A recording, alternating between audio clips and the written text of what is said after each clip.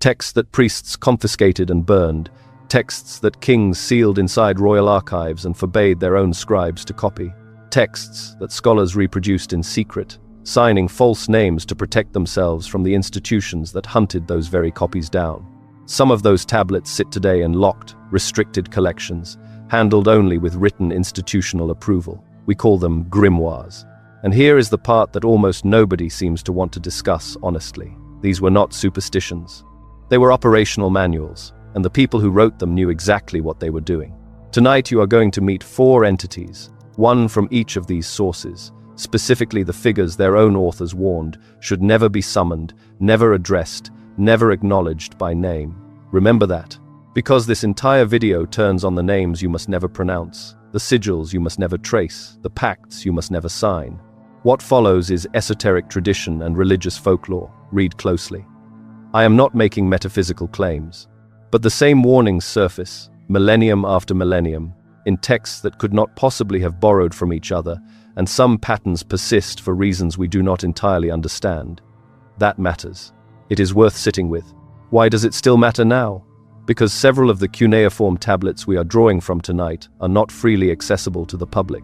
Specific tablets in the Lamashtu incantation series are held under restricted curatorial access at the Metropolitan Museum of Art in New York. You cannot simply walk in and read them. Someone decided, at some institutional level, that these objects require mediation. That decision alone tells you something. These are not museum curiosities. They are the oldest surviving demonological documents in human history, 1st millennium BCE, pressed into clay, fired, buried, and dug back up by archaeologists who did not always agree on whether they should have been published at all. If the darker corners of esoteric history fascinate you, subscribe. Every week we read what was never meant to be read. Now, we need to travel backward. Further than most of these videos go, if you go to the British Museum today and request access to the cuneiform tablet collection, a curator will escort you. You will not touch the tablets. You will look. And if you know what you are looking for, you will find her, pressed into clay sometime between 900 and 600 BCE during the Neo-Assyrian period, in a series of ritual incantation texts that scholars now catalogue under the heading Ka 239 and its related tablets. The Lamashtu series, identified, translated, and formally published by the Assyriologist Walter Faber in his 2014 critical edition, Lamashtu, an edition of the canonical series of Lamashtu incantations and rituals.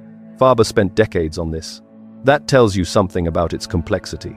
The tradition tells us that Lamashtu was the daughter of the sky god Anu. That lineage is the core of the problem. She was not a demon in the way later traditions use that word, something fallen, something subordinate. She was divine, born of the highest god in the Sumerian pantheon, and that divine origin meant that the standard exorcism toolkit did not work on her. The Ashipu, the ritual specialist, could not simply recite a banishment formula and send her back. She had no underworld to return to. She belonged, technically, to the heavens.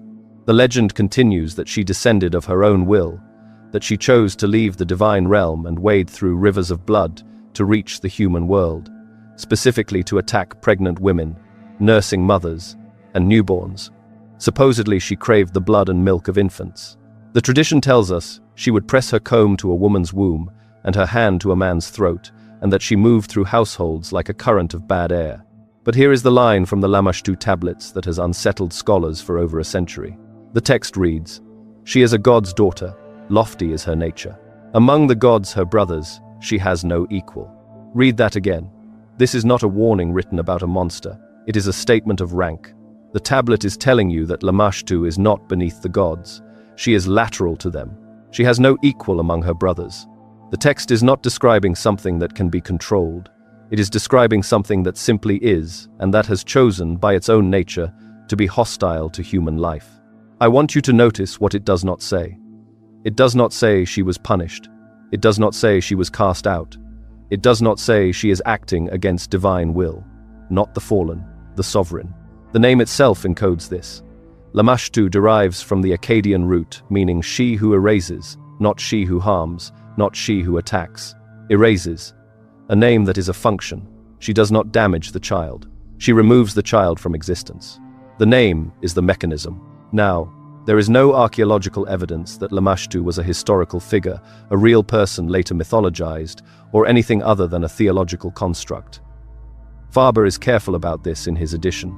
The tablets are ritual technology. They were used, physically used, in apotropaic ceremonies around the beds of laboring women.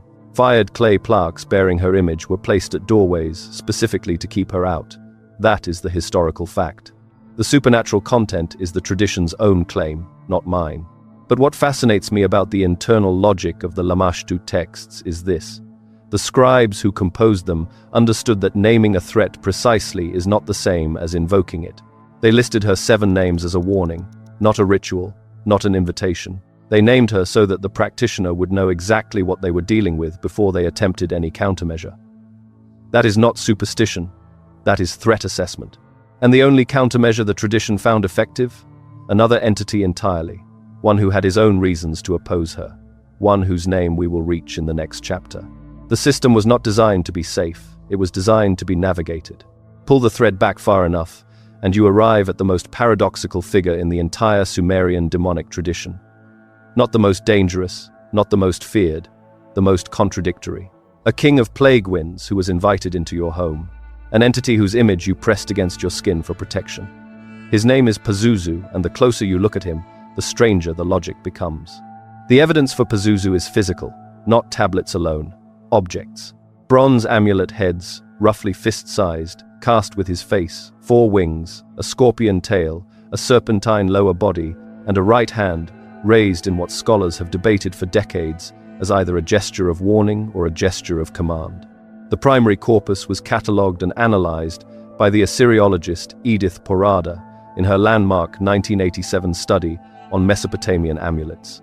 And the objects themselves are distributed across major collections, including the Louvre in Paris, the Vorderasiatisches Museum in Berlin, and the Metropolitan Museum of Art in New York. These are Neo-Assyrian period artifacts, dated between 800 and 600 BCE, and they were not found in temples. They were found in homes, in bedrooms, near the remains of women who had recently given birth. The tradition tells us something that should stop you cold. Pazuzu was the king of the wind demons, a carrier of plague, drought, and pestilence. The ancient texts describe him explicitly as a being that sweeps down from the mountains, bringing disease on the western wind. And yet, supposedly, pregnant women wore his image around their necks. The legend continues that his face was mounted above doorways of birthing rooms. Not to worship him, not to invite him, to weaponize him. Because the tradition held that Pazuzu's ancient enmity with Lamashtu was so total, so structural, that his presence alone would drive her back. You were not trusting him. You were using him. Here is the inscription that has fascinated Assyriologists for over a century. It appears on the bronze amulet heads in the first person, which is itself striking. The text reads, "I am Pazuzu, son of Hanpa, king of the evil wind demons." Read that again. Not a priest speaking about Pazuzu, not a scholar describing him. The object speaks, in the first person, as Pazuzu. I want you to notice what that does to the amulet as an object. It is not a representation of Pazuzu. According to the inscription's own internal logic, it is Pazuzu. The thing that identifies itself in the first person is not a symbol of the entity. It is the entity's self-declaration, cast in bronze and handed to a pregnant woman. Not a portrait, not a warning label, a presence. The etymology of the name itself is unresolved, which is telling. Most major Mesopotamian deity names yield clean roots. Pazuzu resists. The most widely cited scholarly hypothesis, advanced by the Assyriologist Walter Faber of the University of Chicago, suggests the root may connect to an Akkadian term meaning something close to "he who is above," a positional designation rather than a descriptive one. If that reading holds, the name does not tell you what he does, it tells you where he stands. A name that is a position, not a verdict. Now, the skeptic's correction is important here. There is no evidence that Pazuzu amulets actually prevented infant mortality or protected women during childbirth. The Neo-Assyrian period had devastating child mortality rates, and no amulet changed that. The archaeology does not support a protective function in any empirical sense. But what fascinates me about the ritual logic is its architecture. The Mesopotamians did not claim Pazuzu was good. They never pretended he was benevolent. They simply identified an enmity inside the hostile system and made it work for them. They did not conquer the demon, they redirected him. That is not superstition, that is applied game theory. And it leads us directly into the operational machinery the tradition built around these entities, a professional class of specialists who made it their life's work to navigate the hostile spirit world on behalf of everyone else. They had a title, they had a method, and the texts they left behind are among the most precise ritual documents in the ancient world. Step back even further, past the individual entities, past the amulets and the inscriptions, and you reach the bureaucratic core of Sumerian demonology. Not the demons themselves, but the system built to manage them. The professionals, the methodology, the canonical text that organized the entire hostile spirit tradition into something that could be taught, copied, and deployed. If you walk into the British Museum's Mesopotamian collection today and ask to see the cuneiform holdings from the late 2nd millennium BCE, a curator will eventually bring you toward a set of tablets belonging to the series known as Utukku Lemnutu, which translates roughly from Sumerian Akkadian as evil demons. This is not a single document. It is a series of 16 tablets, standardized by the close of the 2nd millennium BCE, representing the most comprehensive exorcism manual produced by any ancient Near Eastern culture. The scholar most responsible for the modern critical edition is Markham J. Geller, whose definitive translation was published by de Gruyter in 2016 and represents decades of comparative work across British Museum tablets, the Vorderasiatisches Museum holdings in Berlin, and fragments from Yale University's Babylonian collection. The tradition tells us that these tablets were not stored in temples as devotional objects. Supposedly, they were working documents, copied and recopied by a specific class of ritual specialists known as the Arshipu, the exorcist magician. The Arshipu was not a priest in any liturgical sense. The legend continues that he was trained in diagnosis, identifying which hostile spirit was responsible for a patient's symptoms, then deploying the correct counter-ritual from the Utukku Lemnutu series. One of the most documented rituals involved the burial of clay figurines, some representing black dogs, at the threshold of an afflicted household. The black dog was associated with the healing deity Gula, and the tradition held that burying her symbol at the entry point would intercept hostile spirits before they could cross inside. Here is the line from Tablet 1 that opens the entire series, and I want you to hear it as an inventory, not as poetry. The text reads, "The Udug of evil, the Allah of evil, the ghost of evil, the Tu demon of evil, the Rabisu of evil, the Lamashtu of evil, the Labasu of evil." 7 named categories, 7 hostile classifications, listed in sequence. Read that again. This is not a myth, this is not a hymn, this is a taxonomy. The Arshipu was not being asked to believe in demons. He was being asked to identify which category of demon he was dealing with, the way a physician today identifies which category of pathogen is responsible for a patient's condition, not the symbol. The category, the operational distinction. The word Udug-hul itself breaks apart cleanly in Sumerian.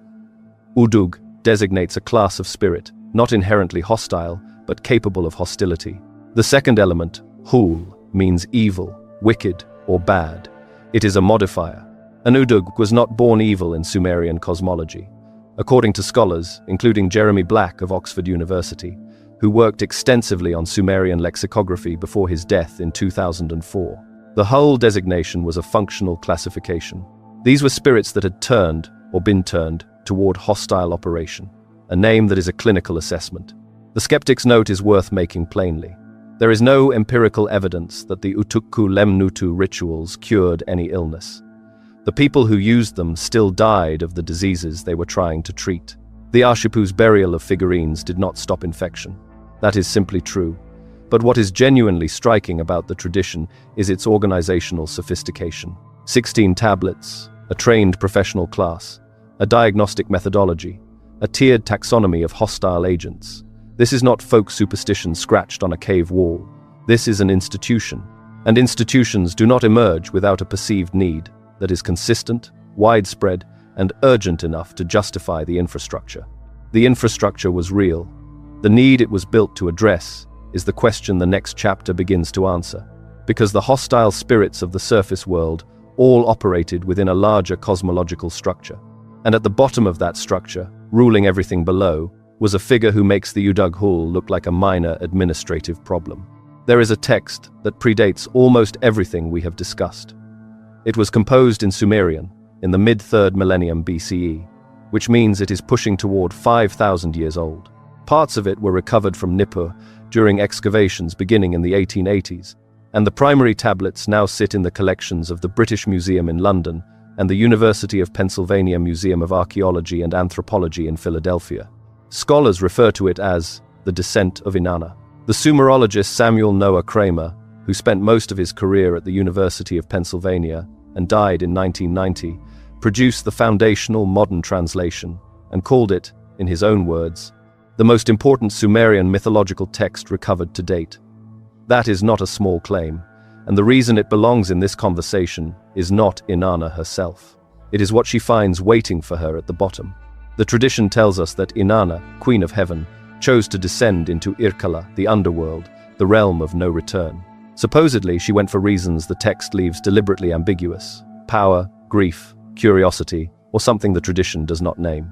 At each of the 7 gates of the underworld, the legend continues. A piece of her divine clothing and armor was stripped away by gatekeepers acting on the explicit orders of Ereshkigal, her sister and queen of the dead. By the time Inanna reached the throne room, she had nothing. And Ereshkigal, the tradition tells us, killed her and hung her corpse on a hook. The Galloo, the enforcers of Irkalla, were present for all of it. They escorted Inanna down.